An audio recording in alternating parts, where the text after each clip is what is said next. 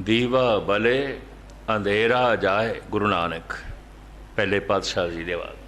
दीवा बले अंधेरा जाए, वेद पाठ मत पापां खाए। प्रभु दी बाणी दा पाठ इधर कीता, इधर पाप भस्म हो गए, पाप खाधे गए, पाप खत्म हो गए। पाठ कीता है, पाप खत्म नहीं होए, दुख खत्म नहीं होए।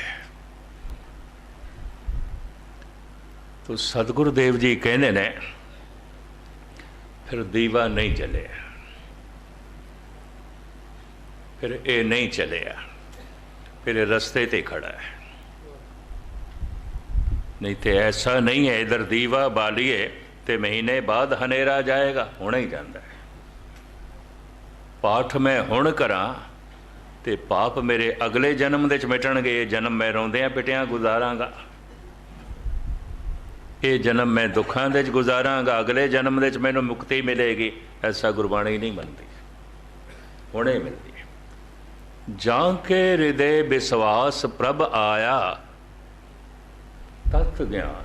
तत् कहते हैं उसे वक्त, तत् चिन्ह उसे वक्त। भारत विच रेलवे दे लिखिया हुंदा है, रेलवे स्टेशनां ते तत्काल आरक्षण। कोई हुणे दस्ती रिजर्वेशन लियो, हुणे तत्काल, जिन्हों करंट बुकिंग कह देंगे। तत्काल हुणे हुणे ही ले लो, जिधर दी सीट चाहिए हुणे ही ले लो। वो इन्होंने काउंटर रखे हुआ है, तत्काल आरक्षण हुणे ही, ऐसे वक्त ले लो। तत्त ज्ञान ते समन प्रगट आया, तत्त ज्ञान उसे वक्त। इधर भरोसा बजया, इधर ब्रह्म ज्ञान प्रगट हो गया। इधर भरोसा बजया, इधर समाधि लीन हो गया। इधर भरोसा बजया, सारे पाप नाश हो गए, दुख नाश हो गए। इधर दीवा जलिया, 100 साल की 1000 साल दा अंधेरा चला गया। दीवा बले हनेरा जाए। पाठ किया मैं जपजी साहब दा अंधेरा मिटिया नहीं। तो जपजी साहब एक जोत सी, मेरा हिरदे दा दीवा जलिया नहीं तो शायद मेरे दीवे दे च वट नहीं सी, शायद मेरे दीवे च तेल नहीं सी, नहीं जलिया। अंधेरे दा अंधेरा है। पाठ करके भी मैं अंधेरे च, कीर्तन सुन के भी मैं अंधेरे च, कीर्तन करके भी मैं अंधेरे च, कथा करके भी मैं अंधेरे च, कथा सुन के भी मैं अंधेरे च। गुस्ताखी माफ बर्दाश्त करना, बहु गिणती अंधेरे दे च है। भावें दान भी है, सेवा भी है, कथा भी है, कीर्तन भी है, सुनना भी है, पढ़ना भी है, जपना भी है, अंधेरा तो मिटिया कोई नहीं। उहदी जिंदगी दसदी पई है, अंधेरा नहीं मिटिया। उहदे जीवन का ढंग दसदा पिया, अंधेरा नहीं मिटिया। इहदे हौके दसदे पे ना, अंधेरा नहीं मिटिया। इहदियां मुरझाइयां होईयां अखां दसदियां पईयां, अंधेरा नहीं मिटिया। इहदा चिंता दे च ग्रसिया होया मन दसदा पिया, अंधेरा नहीं मिटिया। इहदे दुख दसदे पे ना, अंधेरा नहीं मिटिया। दीवा भले अंधेरा जाए, ये नहीं दीवा जलिया तो अंधेरा कल जाएगा, महीने बाद जाएगा। मैं फिर अर्ज करा, 200 मील की वाट है, 50-60 मील की रफ्तार से चल रही है, घंटे के हिसाब नाल अंदाज़ा लग जाता है कितनी देर दे वाट मुक जाएगी। इस तरीके नाल हज़ारां मील की वाट नूं भी असी अंदाज़ा ला सकते हैं, इन्ने घंटिया इन्ने दिनों मुक जाएगी। जे ये पंथ है, रास्ता है, कितना चलिए तो मुकेगा, कदों पहुँचांगे, कदों पहुँचांगे, किन्ने दिन लगणगे, किन्ने महीने लगणगे। 1 सैकंड लगता है, 1 पल। इनू किधरे अतकथरी ना समझ लेना, इनू किधरे वधाई हुई गल ना समझ लेना। धन गुरु नानक ऐसा ही कहते हैं, गुरु अर्जन देव जी महाराज ऐसा ही कहते। निर्वाण कीर्तन गाओ करते का निमक, निमक एक सेकंड, एक पल, एक पल दे च जन्मां जन्मांतरां दे पाप मिट जाणगे। एक पल दे जन्मां जन्मांतरां दी मैल धुल जाएगी। एक पल दे च परम आनंद की प्राप्ति हो जाएगी। जिहड़ा कम एक पल दे च हो सकता है, कईयां नूं कई महीने लग जाते हैं, कईयां नूं कई साल लग जाते हैं, गुस्ताखी माफ बथेरियां नूं ते कई जन्म लग जाते हैं। बहुत जन्म बिछरे थे माधो, ये जन्म तुम्हारे लेखे दिस पे है। हे प्रभु, जम्मिया मरिया कई जन्म बिछड़े ही रहे, मिलना तो नहीं होया, खेड़ते नहीं बने। दूर क्यों जाओ? एक सूफी संत ईरान का रहन वाला वो भी मनदा है, बाज आमदम ता यार रा मैं माँ कुनम। ऐ खुदा, पता नहीं मैं कितनी दफ़ा आ चुके हैं, बार बार आया, कोई एक दफ़ा आया। कईयां दा प्यो बनया, कईयां दा पुत्र बनया, कईयां दा पति बनया, कईयां दी पत्नी बनया, कईयां दा भरा बनया, कईयां दी भैन बनया, कईयां नाल रिश्ता जुड़िया। खुदा तेरे नाल रिश्ता नहीं जुड़िया, नहीं जुड़िया। कई दफ़ा है। भगत कबीर भी कहते हैं, ऐसे घर हम बहुत बसाए, जब हम राम गर्भ होया। माता दे गर्भ विच मैं कई दफ़ा आ चुकिया, मैनू पता चलिया कदों, जब मैं राम दे गर्भ विच आया, मैं राम नाम दे समाया, जब मैं प्रभु दे नाम विच लीन होया, मैनू पता चले तो गर्भ विच मैं कई दफ़ा आ चुके हैं, कई दफ़ा जम चुके हैं, कई दफ़ा मर चुके हैं। ऐसे घर हम बहुत बसाए। इस तरह का घर जिहड़ा मेरा हुण है, कबीर कहंदे ने, इत्थे मैं कई दफ़ा वसा चुके हैं, बहुत दफ़ा वसा चुके हैं। नाम जपदियां जपदियां पहले अंधेरा दिसन लग पैंदा, क्योंकि अखां खुलदियां ने, समझ आ जाती है। नाम जपदियां जपदियां पहले औगण दिखाई देंदे ने, गुनाह दिखाई देंदे ने। एक गुनाहगार मनुख नूं अपने गुनाह नहीं दिखाई देंदे, वो तो हस हस के करता है गुनाह। एक पापी नूं अपने पाप नहीं दिखाई देंदे, पाप करके खुश होंदा है। एक झूठ बोलने वाले नूं अपना बोले होया झूठ नहीं दिखाई देंदा, वो तो झूठ चल जाए खुश होंदा है, प्रसन्न होंदा है। नाम अभ्यासी नूं पहला अपने अवगुण दिखाई देन, पाप दिखाई देंदे, फिर पुण्य दिखाई देन लग पे, फिर प्रभु दिखाई देन लग पे।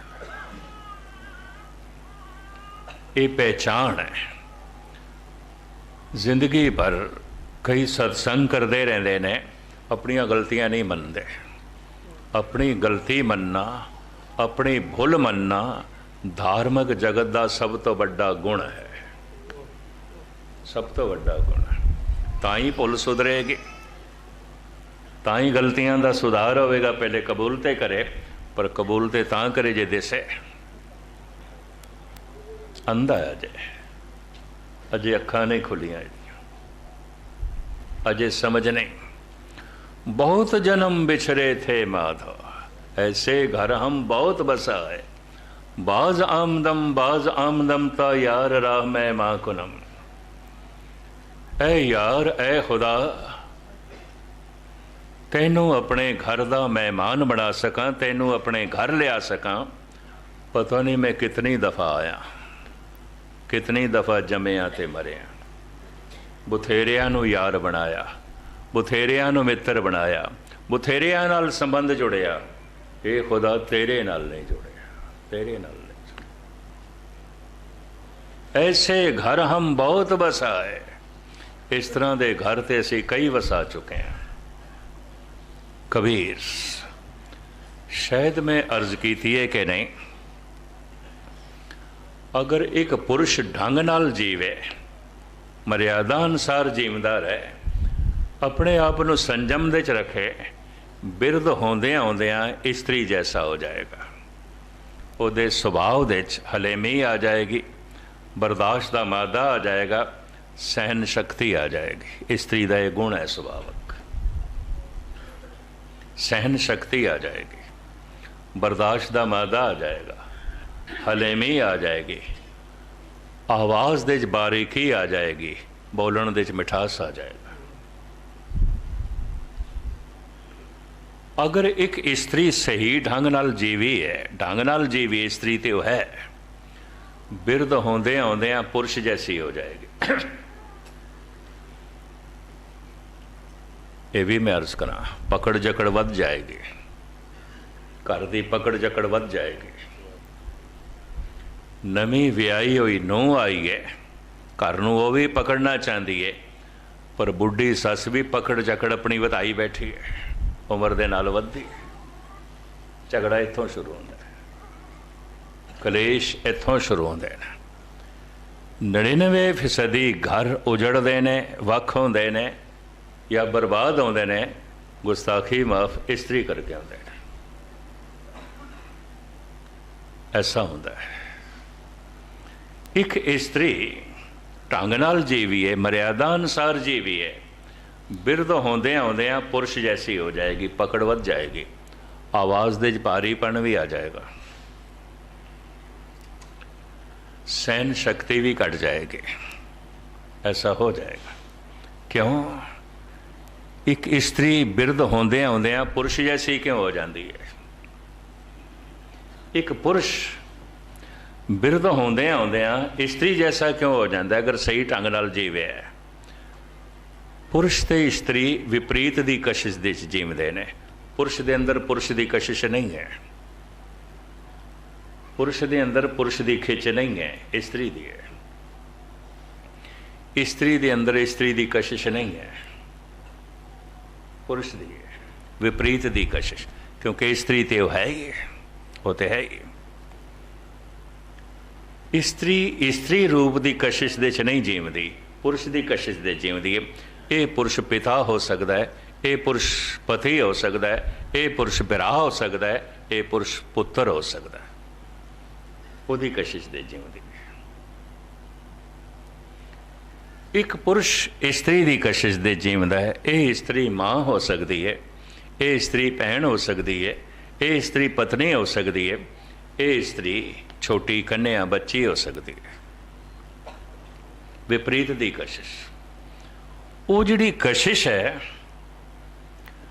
वो बिरध होंदे आउंदियां पुरुष नूं नारी जैसा बना देंदी है, बिरध होंदे होया नारी नूं पुरुष जैसा बना देंदी है। ऐसा असीं देख भी सकते हैं। गुरु नानक देव जी महाराज जी कहते हैं, बाल कन्या को जैसे बाप प्यारा। गुरु नानक देव जी छोटी जी कन्या है, प्यो की तरफ भजदी है, प्यो के पैरों नाल लिपटती है, प्यो के गले लगती है। पर छोटा जिहा मासूम लड़का है, मां की तरफ लपदा है, ये मां की तरफ भजदा है। विपरीत दी कशिश। भगत कबीर कहते ने, इस तरह के घर ते मैं कई वसा चुके हाँ, इस तरह के रिश्ते ते मैं कई जोड़े ने। भैन के रिश्ते, भरा के रिश्ते, पत्नी के रिश्ते, पति के रिश्ते, मां के रिश्ते, पुत के रिश्ते, पिता के रिश्ते, धी के रिश्ते ते बना चुके हैं मैं। इस तरह के घर ते मैं कई वसाए ने। कईयां नाल रिश्ता जुड़िया, हे प्रभु तेरे नाल नहीं जुड़े, तेरे नाल नहीं जुड़े। ऐसे घर हम बहुत बसाए। हू बहू शमस तबरेज कहता है, बाज आमदम बाज आमदम। एक दफ़ा मैं आया, कई दफ़ा आया, इको चाह लैके आया कि अपने घर दे खुदा तैनू मेहमान बनावा, तैनू लियावा। बथेरे आए मेरे घर दे, बथेरियां नाल मैं चलिया, तो नहीं आया मेरे घर दे। परमात्मा जद हिरदे दे घर दे प्रगट आउंदा है, सारे पाप नाश हो जाते ना, सारे दुख नाश हो जाते ने। ऐलानिया सतगुरु कहते ने, नस वंजो किल वंखो, घरों निकलो तुसी, ऐ पाप ऐ दुख ऐ मुसीबतों निकलो, थोड़े लिए हुण थां नहीं है। नस वंजो किल वेखो, क्यों करता घर आया। हुण परमात्मा घर दे च आ गया, थोड़ा की काम, निकलो। सूरज उदय हो गया, हुण अंधेरे दा की काम, चलो। परमात्मा घर दे च प्रगट हो गया, हुण पापां दा की काम, दुखां दा की काम। रोग सोग दुख जरा मरा, हर जने नहीं निकटाने। नस वंजो खिल वेखो, करता घर आया। हिरदे दे घर दे च करता प्रगट हो गया। ऐ किल वेखो, ऐ पाप दुख तकलीफों नस जाओ। हुण तुहाडे लई इस घर दे च कोई जगह नहीं है।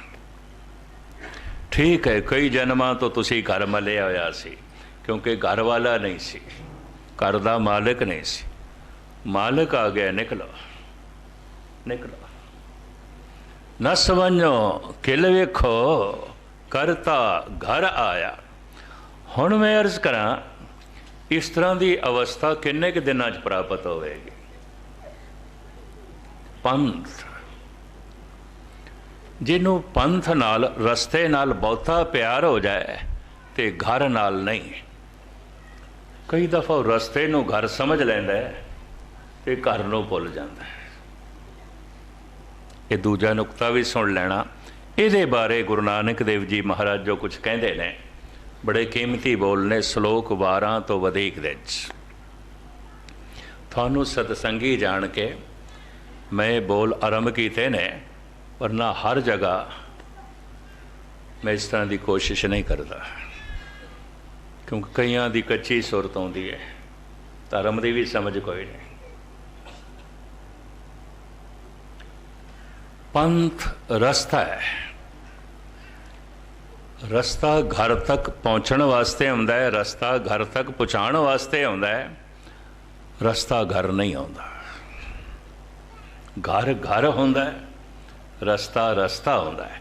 फिर ध्यान नाल सुन लेना, हिंदू एक पंथ है, जैन एक पंथ है, बौद्ध एक पंथ है, सिख एक पंथ है, असीं कहंदे।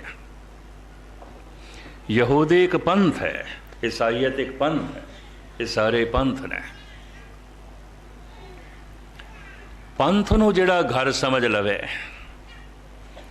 रस्ते नूं जिहड़ा घर समझ लवे, रस्ते च ही रह जाएगा। इसे नो गुरु नानक देव जी महाराज इंज कहते ने, पंथा प्रेम न जाणई। जिन्हें रस्ते की इतनी पकड़ हासिल कर ली, रस्ते नूं घर समझ लिया, इहदा घर नाल प्रेम नहीं रह जाता।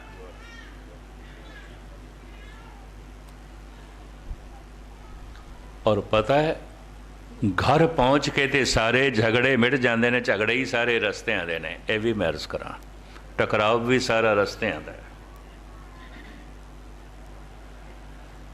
सारियां नदियां वख-वख रस्तियां तो जांदियां ने।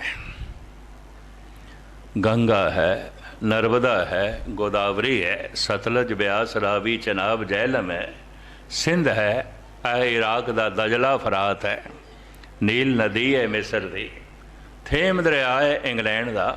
एक रस्ते तो नहीं जाते सागर तक, पर जब सागर दे च पहुँच जाते हैं, हुण तुसीं लभो दजला कित्थे है सागर दे च, लभीए दजले नूं, लभीए गंगा नूं, गंगा कित्थे है, नर्मदा कित्थे है, गोदावरी कित्थे है, ब्यास कित्थे है, सतलुज कित्थे है। सागर दे सतलुज नहीं मिलता, सागर दे सागर मिलता है। सागर दे गंगा नहीं मिलती, सागर दे सागर ही मिलता है। सागर दे नर्मदा नहीं लभेगी, सागर दे सागर लभदा है। जद कोई परमात्मा दे लीन हो जाता है, उहदी जात पात मजहब सब मिट जाता है। क्यों? परमात्मा का जब कोई मजहब नहीं, तो जिहड़ा परमात्मा दे लीन हो गया, वह कोई मजहब होवेगा? धन गुरु गोबिंद सिंह जी महाराज दे बोल सुन लो, नमस्तस्त अजबे नमस्तंग अमजबे, अगर थोड़े विचों कोई जाप साहब पढ़ते ने थे नितनेमी सत्संगी नमस्तंग अमजवे नमस्कार है प्रभु तेनू तेरा कोई मजहब नहीं, तेरी कोई जात नहीं, तेरा कोई मुल्क नहीं, अनाम है अठाम है, तेरा कोई निश्चित ठिकाना नहीं।